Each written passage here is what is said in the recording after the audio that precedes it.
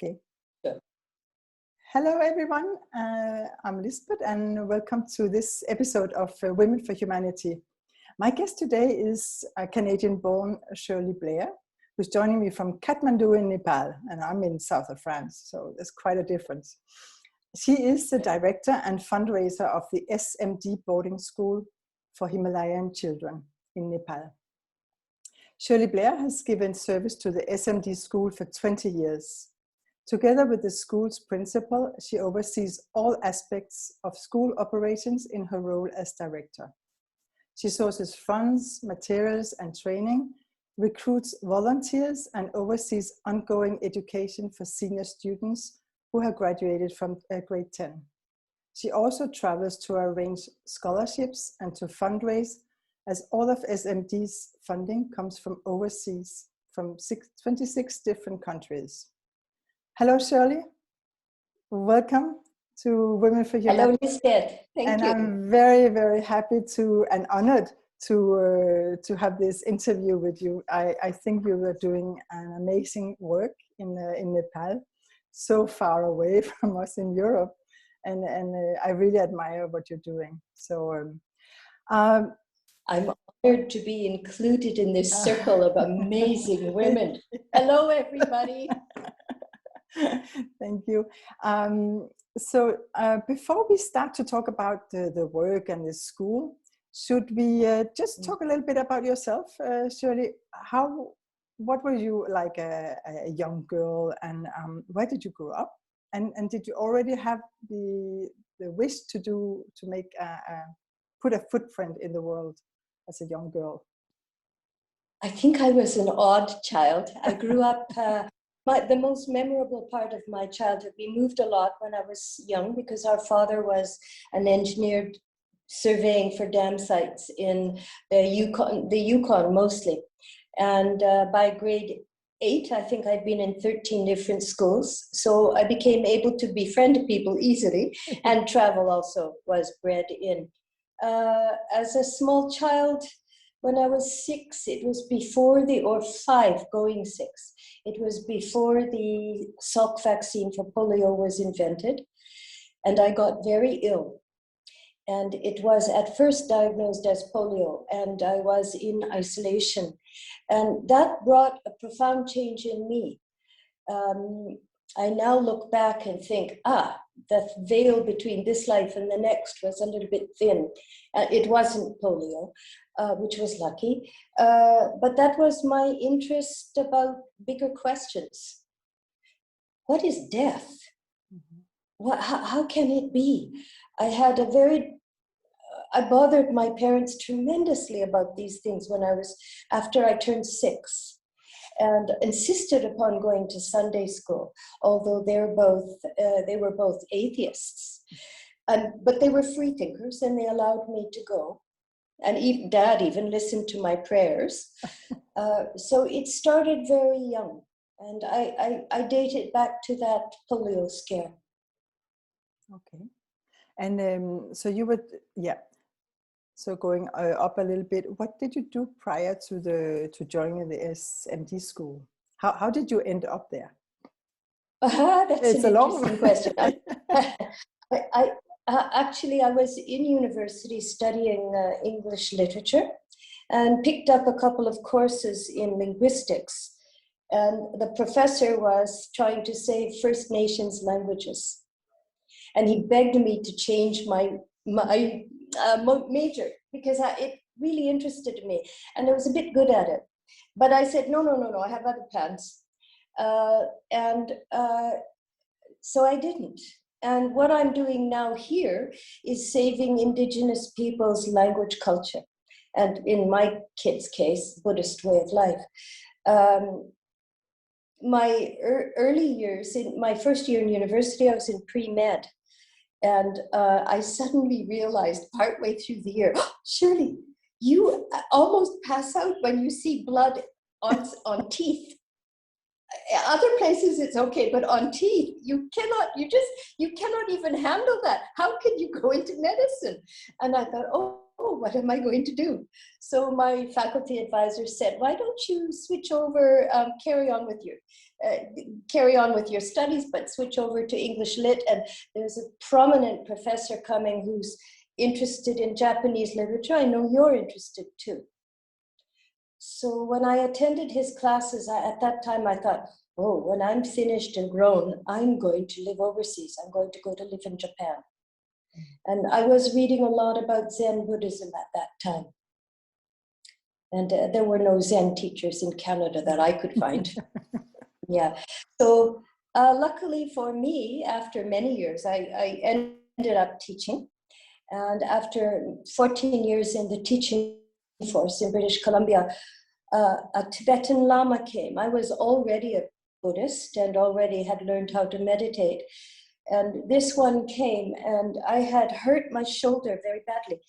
I'd quit teaching for 4 years, opened a restaurant, did everything, and tore the rotator cuff in my right shoulder in the restaurant, mopping, and was over-medicated. Went in to hear the Lama teaching.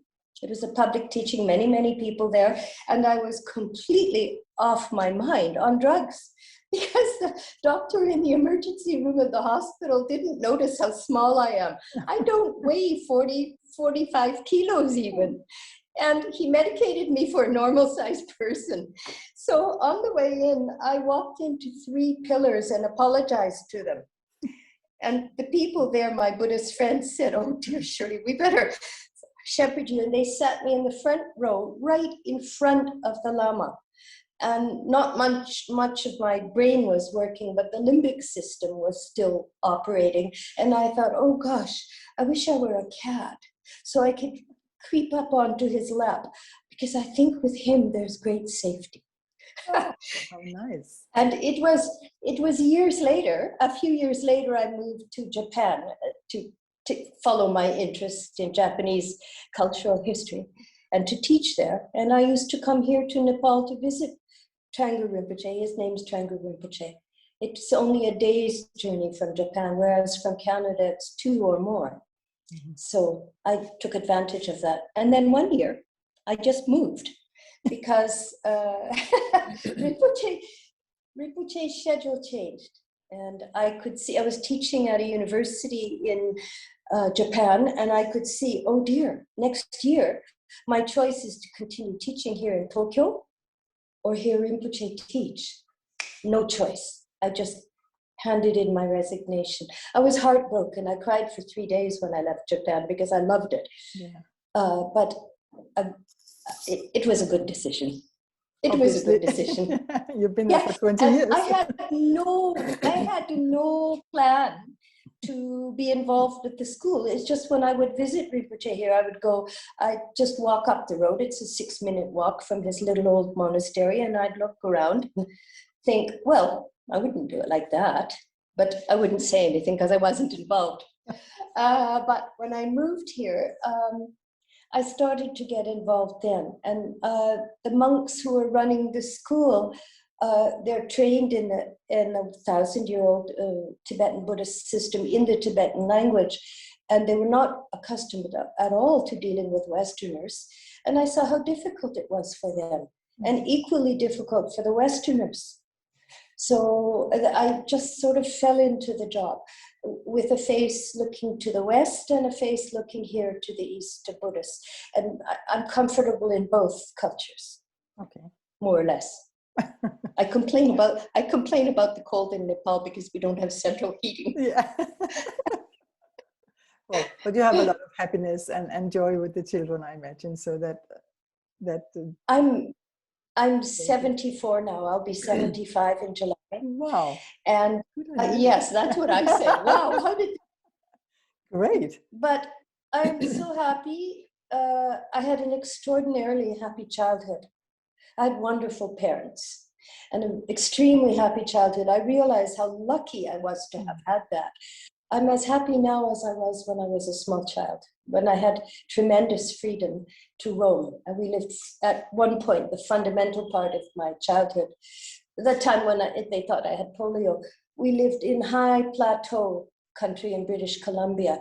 It was free range for horses and cattle and children. So I could be gone at sunup and come home at sundown. The only thing our mom ever had to worry about was if we got into the river, we were forbidden, or if we ran into a rattlesnake or got tick bites. She would check us all for ticks when we came home. So, but it was immense freedom. It was wonderful. All children should have a life like that. And I think it's a bit like the life that nomadic children have in the steppes of Tibet. When I talk to Tibetan lamas, the elderly ones, when I hear about their childhood, it's quite similar. Freedom, yeah. And when I first saw Tibet, some of our lamas came out of the monastery, the original monastery in Tibet, when they finished 3 years of retreat. And one of them was showing me photos. It struck me in the heart. It looks like where I grew up when I was a child in High Plateau, British Columbia. Dry, very hot in the summer, and very cold in the winter. It looked exactly like that. Beautiful. Karmic connection, we say in these circles. Yeah. So then you got interested in the school, and how? Tell us a little bit about the Lama, because he's the reason why you are here and the founder of the school. And you started to talk to me earlier about him, and I saw this light within you. So I said we better wait for this to the interview, because I can feel how much it means to you. But tell us a little bit, and what made you. What kind of convinced you to follow him? His name is Trangu Rinpoche, Thrangu. It actually is, Trangu is the place he was born in Tibet, in Kham, and Rinpoche is an honorific. It's precious because he contains and transmits the teachings. He's one of the greatest living scholars in any form of Buddhism now, and he's recognized as a meditation master worldwide. He's very close to the Dalai Lama. There are 4 main lineages in Tibetan Buddhism, and he is the head of our lineage is the Karmapa. Trangu Rinpoche is the main tutor of the 17th Karmapa. The 16th was his tutor. They take turns as they incarnate. And he left Tibet when the invasion came. He ended, after some years, he ended here in Nepal. Nepal, Sikkim, and Bhutan took refugees. And so did Canada, actually. Pierre Trudeau brought it to the floor of Parliament. But Rinpoche came here, and when he first came, he was living in a cowshed 2 hours away from here. And when I heard that, I actually didn't believe it. So I went to Rinpoche and said, "Is it really true you were living in a cowshed when you came here, Rinpoche?" And he laughed and he said, "Yes, but I was young then." And tapping his head, he said, "But I had black hair then." He's 88 now. Yeah. And in the time when I started to become really involved in the school, I asked him, "Why did you start the school?" Frankly, it's a kind of a strange thing for a Lama to do, particularly your generation. And of course, I'm more diplomatic and polite when I talk to him, but he knows what I'm thinking, and that's what I was thinking. And he said when he came to Nepal, he understood when people started bringing their children to him, that they were putting children in his care to keep the children alive, and B, to give them an education, because Lord Buddha's teaching is this is the path: study, contemplate, meditate. And you have to be literate to be a Buddhist. And all along the spine of the Himalayas in Nepal, the people, they're all different ethnic groups. Their ancient roots lie in Tibet. They look like Tibetans, but they're Nepali. There's a border drawn now. And they're Buddhist. And there's nothing there. There's no education, no healthcare, nothing. And so he told me when he was living in that cowshed, he looked out the window and he said to himself, well, no matter what, I'm richer than anybody I can see. And he meant he was richer in his education and his spiritual, everything he'd been taught. And he made a promise to himself then, if I can do it, I will give healthcare and education to the people of Nepal in the future. He now has 10 institutions here. He has 2 in Bhutan, 2 in India, a big monastery in Canada, in Vancouver, where I come from, a retreat center on Cape Breton Island, and a retreat center in Colorado. I'm not familiar with the US that much. I met him when he came to teach in Canada. I was already practicing, had become a Buddhist formally, but he made a profound impact upon my mind and heart. I felt that he just radiated kindness. And in that, I was 100% correct. So I continued on my merry way. I was in Canada when he came there to teach. I moved to Japan thinking, well, I'm younger than Rinpoche, and I'm not going to die immediately, so I'm going to Japan. And the Rinpoche I was younger with had been a student of Trangu Rinpoche's. And while I was in Japan, he died in a car crash. I immediately, as soon as I could get free time from Japan, I immediately flew to Nepal to ask Trangu Rinpoche, will you please take me as your student? And he said, yes. He speaks very slowly when he speaks English. And when we walked out of Rinpoche's room, his secretary said to me, Shirley, I think Rinpoche always thought you were his student. And I said, why ever would you think that? And she said, can't you remember the first time you came here? He asked you for a passport photo. And he asked you to stick it into an exercise book and put your name and your address and all your contact info in Japan. And I said, yeah, I remember that. She said, he only does that with his own students. So you didn't know that. No, I had no insight. I just thought he's very kind, and he is. Yeah. Yeah. So I when I moved from Japan to here, it's because he changed his teaching schedule, and I saw it would clash with the academic year in Japan. Mm-hmm. And as much as I loved Japan, I moved here because I wanted to be closer. Okay. And also so I could hear the teachings, because there were not the teachings in Japan at that time. Mm-hmm. Maybe there are now. Yeah. And now you're the director of a school with 500 children? That's correct? It's close to 6. It's close to 6. Yes. Yeah. Tell us a little bit about the school, what you propose. Your teaching.